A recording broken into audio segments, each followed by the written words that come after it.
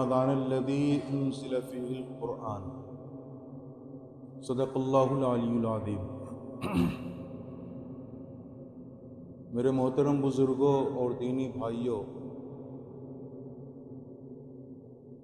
رمضان کا مبارک مہینہ چل رہا ہے اور عشرۂ رحمت گزر گیا۔ ہم سب کے پیارے آقا جناب محمد رسول اللہ صلی اللہ علیہ وسلم نے ارشاد فرمایا کہ اس مہینے کے 3 حصے ہیں، 3 عشرے ہیں۔ پہلا عشرہ یعنی رمضان کی پہلی تاریخ سے لے کر کے 10 تک، اس کو ہم سب کے پیارے آقا نے رحمت کا عشرہ ارشاد فرمایا، اور دوسرے عشرے کو جو 11 سے لے کر کے 20 تک ہے اس کو مغفرت کا عشرہ فرمایا، اور اخیر والے عشرے کو جہنم سے خلاصی کا عشرہ قرار دیا۔ تو رحمت والا عشرہ گزر گیا، کیسے گزرا، کس کیفیت کے ساتھ گزرا؟ ان 10 دنوں میں اللہ تعالیٰ کی عبادت ہو سکی نہیں ہو سکی، عبادتوں کا اہتمام ہوا نہیں ہوا، تراویح کی نماز پڑھی نہیں پڑھی، اس کا ہم سب کو اپنے طور پر محاسبہ کرنا چاہیے کہ ہمارے جو وقت گزرے کیسے گزرے۔ جب آدمی محاسبہ کرے گا خود کا تو پھر آگے عمل کے لیے تیار رہے۔ مسجدوں میں یہ بات دیکھنے کو ملنے لگی کہ رمضان کی پہلی، دوسری، تیسری تاریخ میں جو بھیڑ ہوا کرتی تھی نماز پڑھنے والوں کی، وہ دھیمے دھیمے کم ہو رہی۔ تراویح کی نماز پہلے، دوسرے، تیسرے دن، چوتھے دن جو تعداد تھی پڑھنے والوں کی، اچھی خاصی کمی اس میں بھی آ گئی۔ میرے محترم بزرگوں اور دینی بھائیوں، اللہ تعالیٰ نے یہ مہینہ ہمیں اور آپ کو جو عطا فرمایا، یہ محض اس کا فضل ہے، اس کا کرم ہے۔ ورنہ کتنے ہمارے بھائی ایسے جو اس مبارک مہینہ کے آنے سے پہلے دنیا سے چلے گئے، ان کو یہ مہینہ نہیں مل سکتا۔ نبی اکرم صلی اللہ علیہ وسلم کو اس مہینے کا اتنا اہتمام رہتا تھا کہ رجب کا چاند دیکھتے تھے، اسی وقت سے دعا کرتے تھے کہ وہ بلغنا رمضان، کہ اے اللہ ہمیں رمضان تک پہنچا دیجیے، ہماری عمر کو اتنا دراز کیجیے، اتنی لمبی کر دیجیے کہ ہم رمضان کا مہینہ پائیں۔ اس سے اندازہ ہوتا ہے کہ رمضان کا مہینہ کتنا مبارک مہینہ ہے، کتنی برکتوں والا مہینہ ہے۔ اس کا احساس نبی کریم صلی اللہ علیہ وسلم کو بھرپور تھا، اور جو لوگ اللہ کے رسول صلی اللہ علیہ وسلم کے نقش قدم پر چلے ہیں اور چلتے ہیں، اولیاء کرام، بزرگان دین، صالحین، نیک لوگ، ان لوگوں کے نزدیک کتنا اہتمام رمضان کا۔ ان لوگوں کی دلی تمنا کہ کاش کی پورا سال رمضان ہے، جن کو معرفت حاصل ہے، اللہ تعالیٰ کی معرفت حاصل ہے، جو نیک لوگ ہیں، بزرگ لوگ ہیں، ان کے ہاں قدر ہے رمضان کی کہ پورے مہینے میں اللہ تعالیٰ کی عبادت میں لگے رہتے ہیں۔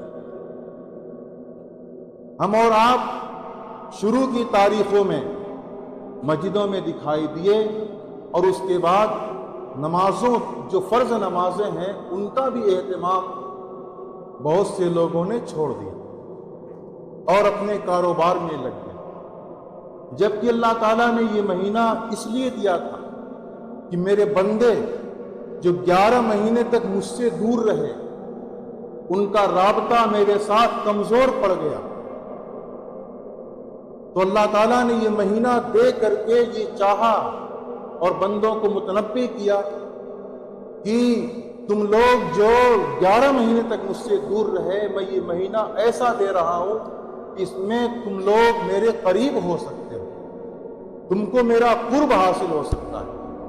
اللہ تعالیٰ نے اس غرض سے دیا تھا اس مہینے، لیکن ہم اور آپ اس مہینے کو کس انداز سے گزار رہے ہیں؟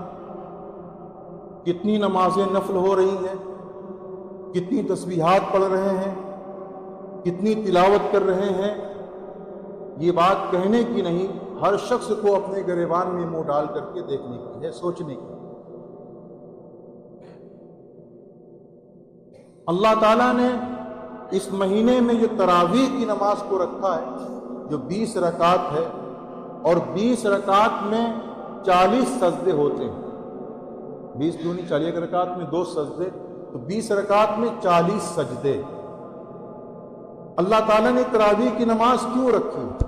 اسی لیے کہ میرے بندے مجھ سے قریب ہو جائیں، کیونکہ بندہ سجدے کی حالت میں جو ہوتا ہے وہ سب سے زیادہ اللہ تعالیٰ سے قریب ہوتا ہے، وہ اس کی حالت ایسی ہوتی ہے، سب سے زیادہ قرب کی حالت ہوتی ہے۔ ہم سجدے کے ذریعے سے اللہ تعالیٰ کا قرب حاصل کر سکتے ہیں۔ قرآن میں بھی اس طرح کا حکم موجود ہے کہ سجدہ کرنے سے اللہ تعالیٰ کا قرب حاصل ہوتا ہے، قرب حاصل کرنا چاہیے۔ لیکن ہم جو ہے تراویح کی نماز نہیں پڑھتے۔ بہت سے ایسے ہیں جو عشاء کی فرض نماز پڑھی، سنت پڑھی 2 رکعت، 3 رکعت وتر پڑھی اور چلے آئے، اپنے کام میں لگ گئے۔ میرے بھائیوں، 11 مہینے تک بہت کچھ کیا ہے۔ اگر 1 مہینہ اللہ تعالیٰ کی عبادت ہو جائے تو ہمارا کیا بگڑ جائے گا، کیا نقصان ہو جائے گا؟ ہمارے ہاں جو کوئی پلاننگ نہیں ہے، ہمارے ہاں کوئی پلاننگ نہیں کہ رمضان آ رہا ہے، ہم کو اسے کیسے گزارنا ہے، ہم کیسے جو اس میں اپنا کام کم کر کے اپنے آپ کو فارغ اور خالی کر کے اللہ تعالیٰ کی عبادت میں لگ سکتے ہیں، جڑ سکتے ہیں۔ یہ پلاننگ ہمارے پاس نہیں ہے، ورنہ پلاننگ ہوتی یہ کام کرنا آسان ہوتا، یہ کام آسان ہوتا۔ دکاندار اپنے دکان کا وقت کچھ کم کر دیتا، اور جو دوسرے مشاغل ہیں ان میں آدمی کچھ کمی کر دیتا، جہاں پہ کم کرنے کی گنجائش ہوتی کم کر دیتا، اور ان اوقات کو اللہ تعالیٰ کی عبادت میں صرف کرتا لگاتا۔ لیکن چونکہ قدر نہیں ہے دین کی، دنیا کی قدر زیادہ ہے، اللہ تعالیٰ نے قرآن میں شکایت بھی کی ہے کہ بل تؤثرون الحیات الدنیا والآخرۃ خیر وابقیٰ، کہ تم لوگ دنیا کی زندگی کو ترجیح دیتے ہو آخرت کی زندگی پر۔ حالانکہ آخرت کا حال یہ ہے، وہاں کی زندگی کا حال یہ ہے کہ وہ دنیا کی زندگی سے بہت بہتر ہے، اور وہ باقی رہنے والی ہے، وہ پائیدار زندگی ہے۔ دنیا کی زندگی ناپائیدار ہے، فانی ہے، ہر چیز فانی ہے، بچپنا فانی ہے، جوانی فانی ہے، بڑھاپا فانی ہے، اگر کوئی مرض لگ گیا تو مرض فانی ہے، صحت ہے تو صحت فانی ہے، ہر چیز فانی ہے، فنا کے گھاٹ اترنے والی ہے۔ کل من علیہ فان ویبقى وجہ ربک ذو الجلال والاکرام، کہ ہر ایک کو فنا کے گھاٹ اترنا ہے۔ لیکن ہم لوگ جو ہے اس فانی دنیا کے لیے جتنی کوشش کرتے ہیں، ذرا سینے پر ہاتھ رکھ کر کے سوچیں، کیا اس میں کی 1/4 نہیں، کیا 10واں حصہ بھی اپنی آخرت کے لیے اور جنت میں اپنے محل کے لیے کوشش کرتے ہیں؟ یہاں مکان تعمیر کرانا ہے تو پوری کوشش ہوتی ہے، رات کو جاگ کر کے، دھوپ میں چل کر کے، اپنا گھر بار چھوڑ کر کے اور پیسے اکٹھے کر کے آدمی مکان تعمیر کرتا ہے مٹی سے بنی ہوئی اینٹ کے ذریعے، مٹی سے بنی ہوئی اینٹ کے ذریعے سے کتنی کوشش کرتا ہے، اس کے لیے اپنے گھر بار کو چھوڑ دیتا ہے، بیوی بچوں کو چھوڑتا ہے، باہر جاتا ہے، کتنی خوشیاں چھوڑتا ہے، کتنی غمی میں شریک نہیں ہو پاتا ہے۔ کیوں؟ کہ یہاں کی زندگی ہماری اچھی ہو جائے، مکان تعمیر ہو جائے، خوشحال زندگی گزرے، یہی تو مقصد ہوتا ہے، میرے بچے سکون سے رہیں۔ کتنی محنت کرتا ہے۔ وہی بندہ جب تراویح پڑھنے کے لیے آتا ہے مسجد میں، تو اس کو 5 منٹ اس خدا کے سامنے جس نے اس کے پیر میں طاقت دی ہے کھڑا ہونا بھاری معلوم ہوتا ہے، جو اس کی سانس کو جاری رکھے ہوئے ہے، جو اس کے بدن کو سلامت رکھے ہوئے ہے، جو صبح و شام کی روٹی کھلاتا ہے اور خیریت کے ساتھ رکھے ہوئے ہے، اس خدا کے سامنے آتا ہے تو 5 منٹ 2 رکعت میں کھڑا ہونا اس کے لیے بھاری ہے۔ نوجوان طبقے سے میری شکایت بہت زیادہ ہے، وہ پیچھے بیٹھے ہوئے رہتے ہیں اور حافظ صاحب قرآن پڑھ رہے ہوتے ہیں، جبکہ ان کو دیکھنا چاہیے آنکھیں کھول کر کے کہ بوڑھے لوگ، عمر دراز لوگ جو ان سے واقعاً کمزور ہیں، ہر لحاظ سے کمزور ہیں، وہ تو امام کے ساتھ ساتھ نماز پڑھتے ہیں، اور نوجوان طبقہ جن کے اندر بھرپور طاقت ہے، اللہ نے بھرپور جوانی دے رکھی ہے، ان کے دلوں کے اندر ولولے ہیں، جوش اور جذبے ہیں، ان کا حال یہ ہے کہ جب دین کے کام میں آتے ہیں تو سب یہ میری شکایت صحیح نہیں ہے، یہ شکایت ہے، اور میں دیکھتا بھی ہوں جہاں سابقہ پڑتا ہے وہاں دیکھتا ہوں۔ وجہ کیا ہے کہ چونکہ ہم نے یہاں کا تو محل دیکھا، دوسروں کا محل دیکھ کر کے منہ میں پانی آیا اور سوچا کہ کیسے ویسا محل بن جائے، آخرت کا محل نہیں دیکھا، جنت کا محل نہیں دیکھا، لیکن ایمان تو لائے ہیں، آخرت کی زندگی پر ایمان لے آئے، جنت اور دوزخ کے اوپر ایمان لے آئے، اور ایمان نام ہے کس کا؟ دل سے سچا جاننے اور ماننے کا۔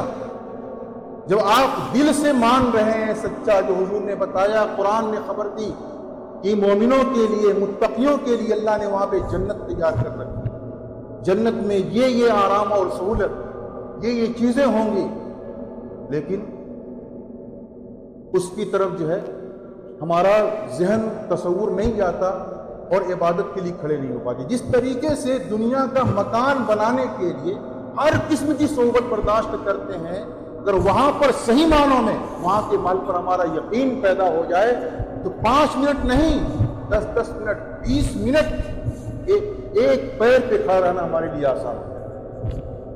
ہمارے کتنے بھائی ہیں بامبے جاتے ہیں اور چالو ٹکٹ سے بعد میں بھیڑ ہوتی تو ایک پیر پر پیر سوج جاتے ہیں، بمبئی تک پہنچنے میں کھڑے کھڑے چلے جاتے ہیں۔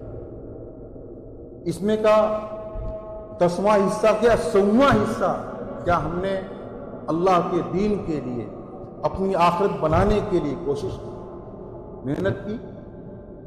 یہ سوچنا چاہیے، غور کرنا چاہیے۔ قرآن کریم کی تلاوت اس مہینے کے اندر کثرت سے کرنا چاہیے۔ ایک بزرگ نے خواب میں اللہ تعالیٰ کو دیکھا، اور ایک بار نہیں 99 بار دیکھا۔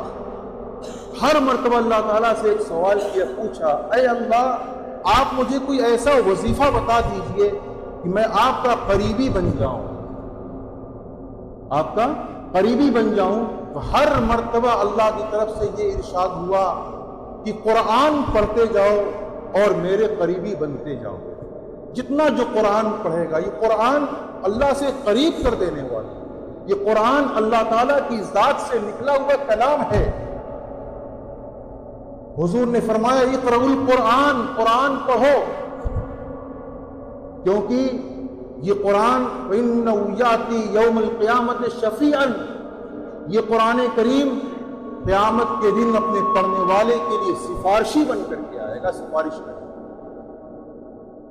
ہم اور آپ بڑے بڑے منتریوں کی جو قریب ہونا چاہتے ہیں، کتنے پیسے خرچ کرتے ہیں ان کے اوپر کہ ہم ان سے قرب حاصل، سورس لگاتے ہیں، کسی اور کے ذریعے سے پہنچتے ہیں، اپنے گھر دعوت کرتے ہیں، کھلاتے پلاتے ہیں۔ مقصد کیا ہوتا ہے؟ منتری جی سے قریب رہوں گا تو دنیا کا کوئی کام کرا دیا کروں گا ان کے ذریعے سے، کہہ کر۔ یہ تو مقصد ہوتا ہے۔ اللہ تبارک و تعالیٰ تمام شہنشاہوں کے شہنشاہ ہیں، تمام بادشاہوں کے بادشاہ ہیں۔ اگر وہ ہمارے ہو جائے، کوئی ہمارا بال بیٹا نہیں کر سکتا۔ پوری کائنات مل کر کے بال بیٹا کر دے اس کا جس کا خدا ہے، یہ ہو نہیں سکتا، یہ ہو ہی نہیں سکتا۔ پوری کائنات مل جائے، ہم اس رب کے قریب ہونے کی کوشش کر رہے ہیں۔ ایک منتری، ایک وزیر، پرائم منسٹر اس کی قربت کی کوشش کرتے ہیں کہ اللہ سے قریب ہونے کی کوشش نہیں کرتے ہیں۔ میں شادی بات سچ کہہ رہا ہوں، آپ لوگ سوچئے سمجھیے اس بات۔ نماز میں تلاوت ہو رہی ہے قرآن کی، ہم بیٹھے پیچھے بیٹھ کے باتیں کر رہے ہیں، آرام کر رہے ہیں، جب دیکھتے ہیں کہ ہاں امام حافظ صاحب اب رکوع میں جانے والے ہیں، پٹاخ سے اٹھتے ہیں اللہ کر کے ساتھ میں شریک ہو جاتے ہیں۔ اس طرح سے مذاق ہو رہا ہے اللہ تعالیٰ کے دربار میں، قرآن کے ساتھ ایسی بے حرمتی قطعاً مناسب نہیں۔ اس لیے جو لوگ بھی ایسا کرتے ہیں، ہمارے جو نوجوان بھائی، وہ اس سے باز آئیں۔ ارے 5 منٹ تو امام کے ساتھ کھڑا ہونا ہے، وہ بھی 2 رکعت میں ملا کر 2 ہی منٹ میں رکوع کر دیتے ہیں، سجدے میں چلے جاتے ہیں، کچھ آرام مل ہی جاتا ہے، پھر 2 منٹ اور کھڑا ہونا ہے ساتھ میں، پھر سلام پھر دیتے ہیں۔ اللہ تعالیٰ سے دعا ہے کہ اللہ تعالیٰ ہم سب لوگوں کو اپنے دین پر اور اپنی مرضیات پر 100% عمل کرنے کی توفیق عنایت فرمائے۔ ہماری